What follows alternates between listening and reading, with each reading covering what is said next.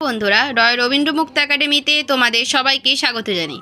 আজকে আমি তোমাদের উচ্চ মাধ্যমিক রাষ্ট্রবিজ্ঞান এক কথার প্রশ্ন এবং সংক্ষিপ্ত প্রশ্ন কি কি ইম্পর্টেন্ট আছে তা বলে দেবো। তো ভিডিওটা কেউ স্কিপ করো না, ভিডিওটা শেষ পর্যন্ত দেখতে থাকো। তাহলে চলো ভিডিওটা শুরু করি। প্রথমে আসছে এক কথার প্রশ্ন। একের দাগে আছে নাগরিক শব্দটির উৎপত্তি কোথায়? দুয়ের দাগে কাদের ভোটাধিকার আছে? তিনের দাগে রাষ্ট্র ও অসৎ আচরণের জন্য কাকে দেশ থেকে বহিষ্কার করে? চারের দাগে আছে ভারতে বসবাসকারী একজন ইংরেজকে। পাঁচের দাগ বর্তমানে নাগরিকতা অর্জনের ক্ষেত্রে জন্মস্থান নীতি অনুসৃত হয় কোন দেশে? ছয়ের দাগ দ্বি নাগরিকত্ব কোন শাসন ব্যবস্থার বৈশিষ্ট্য? সাতের দাগ ভারতে অর্জিত নাগরিককে। আটের দাগ সুনাগরিকের অন্যতম গুণাবলী কী?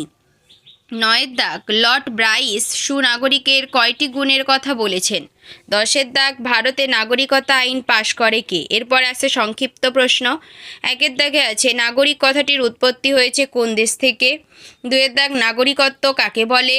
তিনের দাগে বিদেশি কাদের বলে? চারের দাগ নাগরিক ও বিদেশিদের মধ্যে দুটি সাদৃশ্য লেখো। পাঁচের দাগ নাগরিক ও প্রজার মধ্যে প্রধান পার্থক্য কী? ছয়ের দাগ বিদেশি ও নাগরিকের প্রধান পার্থক্য কী? সাতের দাগ নাগরিকতা অর্জনের দুটি প্রধান পন্থা কী? তো বন্ধুরা, তোমাদের জন্য একটি গুরুত্বপূর্ণ ঘোষণা। মাধ্যমিক ও উচ্চ মাধ্যমিকের সমস্ত সাবজেক্টের নোট এবং সাজেশন খুবই স্বল্প মূল্যে তোমরা রয় রবীন্দ্র মুক্ত একাডেমিতে পেয়ে যাবে। তার জন্য রয় রবীন্দ্র মুক্ত একাডেমির অফিসিয়াল নম্বর 9088283819 অথবা 8478037242 এই নম্বরে যোগাযোগ করতে পারো।